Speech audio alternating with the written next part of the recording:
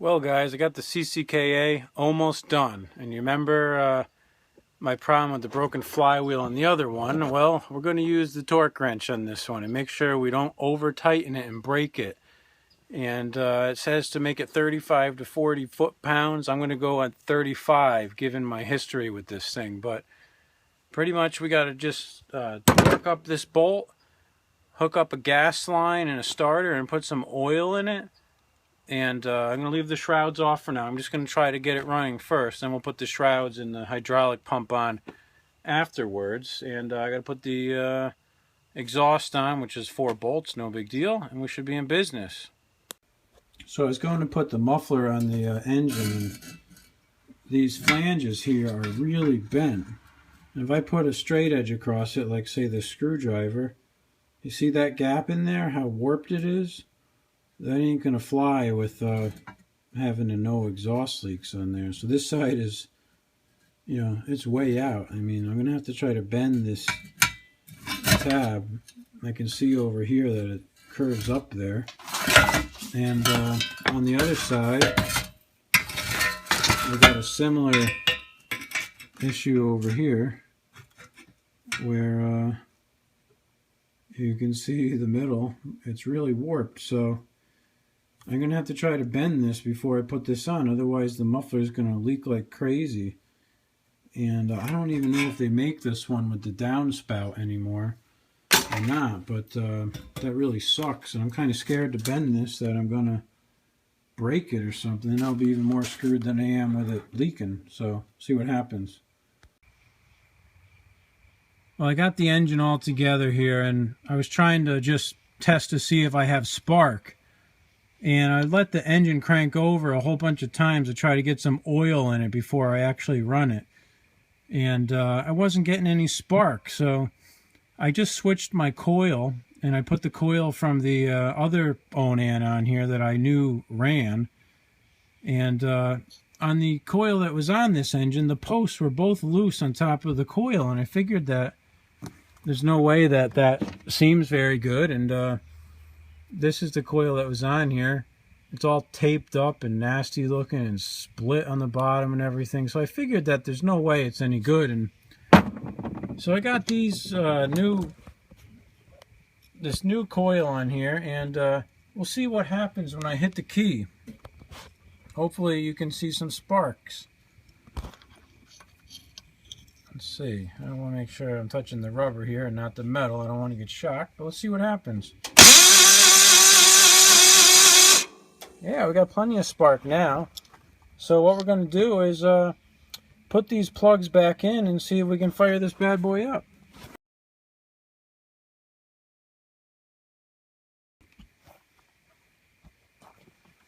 Well, we're going to attempt to start this thing here.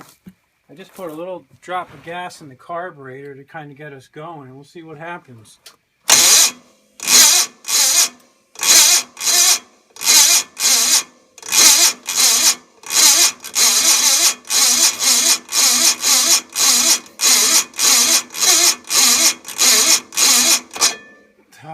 Battery's low.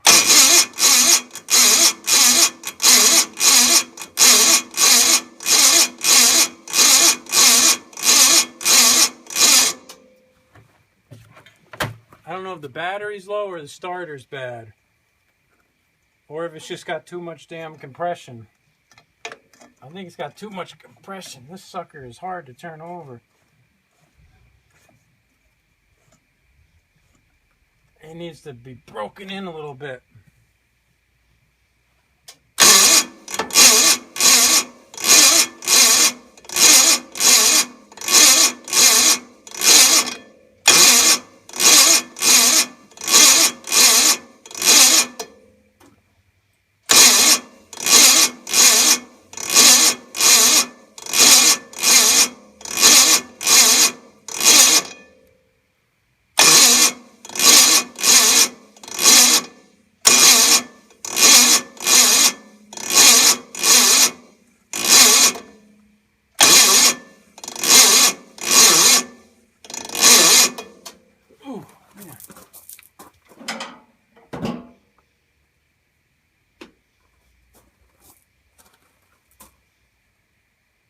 shit.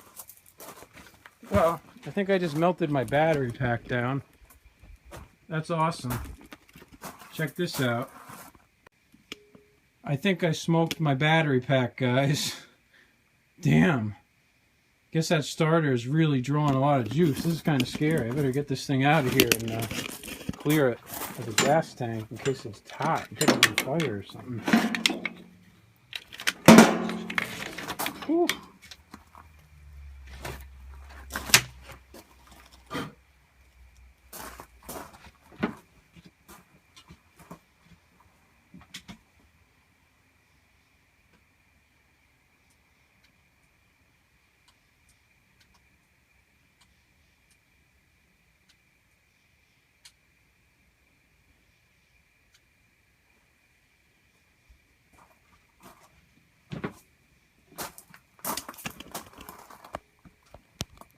So I was having a problem here with super high compression, and I called Bob, you know, Boomer, the used Onan parts guy, and what a guy he is. He told me that he has a lot of problem with the oil expander ring. So I took out the piston, and I had checked all the other rings when I put it together. A while ago, a guy told me that I bought a lot of Kohler parts from that, hey, you never need to check the oil expander ring. There's never a problem with those things. And Bob says to me, hey, look, I always have a problem. You better check that thing. And I don't know if you can see this or not, but that stupid thing is way off. So that's got to be why it was binding up on me. So what I'm going to have to do here is, he says that he whacks off maybe even 1/16 of an inch off these things. And basically when it's in the cylinder, it's probably like that right now.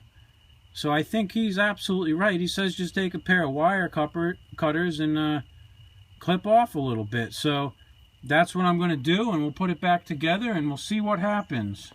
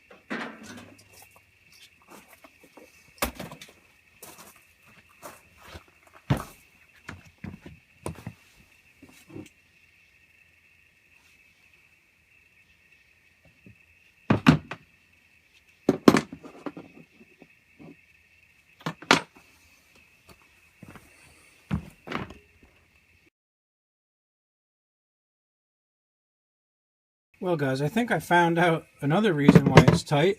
This oil seal that goes in here around the crankshaft and the timing cover appears to be rubbing against the back of the flywheel here. And you can see it's all worn down and there's like metal filings in there. So that tells me I need to try to drive that seal in a little bit deeper. So I'm going to put a socket over this and give it a couple hits with a hammer and see if I can't drive it a little bit deeper so that they're not rubbing each other. When I had the flywheel on there loose and not torqued down, I didn't really seem to be having any problems. Engine would turn over fine. And the minute I torqued down that flywheel, it's like someone put the brakes on. And now I understand why. So let's see what happens.